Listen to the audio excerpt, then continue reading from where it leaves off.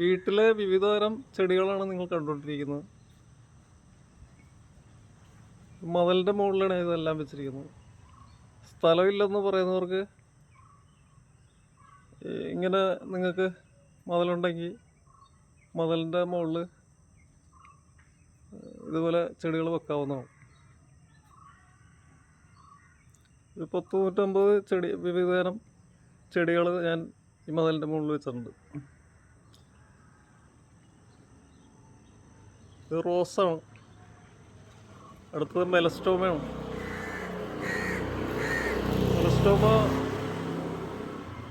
ചട്ടിയിലും വെക്കാം, മണ്ണിലും വെക്കാം. മണ്ണിൽ വെച്ച് കഴിഞ്ഞാൽ വലിയൊരു മരമായിട്ട് വളർന്ന് കുറേ അധികം പൂക്കൾ തരുന്നതാണ്.